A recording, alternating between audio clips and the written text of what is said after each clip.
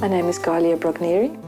And my name is Gayle McWalter, and the name of our project is the Adonis Musati project. Most of the people that we see either come from DRC. We get a lot of clients from Zimbabwe, from Burundi, from Rwanda, Malawi as well. Most of them would go back in a moment if they could, if it was viable for them. Many of them have children that are not eating, they don't have jobs, so they're here out of sheer desperation. Adonis Musati was a young Zimbabwean man. He had come down to Cape Town, also an economic migrant. He actually wanted to be a pastor. I think that was his mission and his hope in life. He was in the queue at Home Affairs and he just basically died there right in the road. It was declared medically that he had died from starvation. When I read the article about Adonis Musati dying of starvation in that same queue, I think it literally broke my heart. In the beginning, it started off with providing food. That only lasted a couple of weeks, and then we realized we had to do more than food. We actually had to also deal with mental health issues, a sense of hopelessness, a sense of helplessness, which stopped them from taking the next step, looking for a job, putting their children in school, and so on.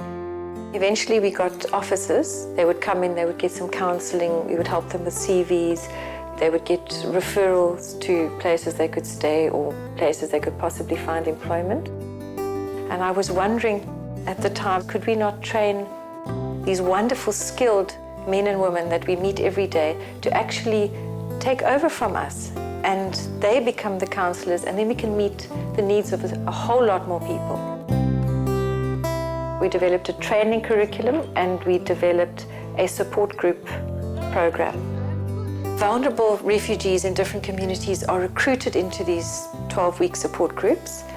I invite you to attend the support groups. And we teach them different life skills, like how to survive with the challenges of being a foreigner in a perhaps very xenophobic environment. Once the peer counselors have finished running the groups, they would have each other as friends, they wouldn't be alone. Refugees and foreigners add enormous value to South Africa. They've got previous lives where they were perhaps nurses or they were teachers, and so they can bring those skills, they can share them with South Africans. We've seen thousands of people that have come into our offices and received counselling and received help in some form or another. Where, there was shortfalls in money, then Gayle would cover the costs, and also just giving of her time, resources. The sort of things that Gahlia has done, whatever it might have taken, it was always there and it was always just available. Things like having to drive everywhere in your car and your petrol, your telephone, whatever was needed for the project. And that's inspired me a lot. You often think that your little bit that you've got is not enough. But put it together with everybody else's little bit, and wow. That's exactly what it is. Can change the world.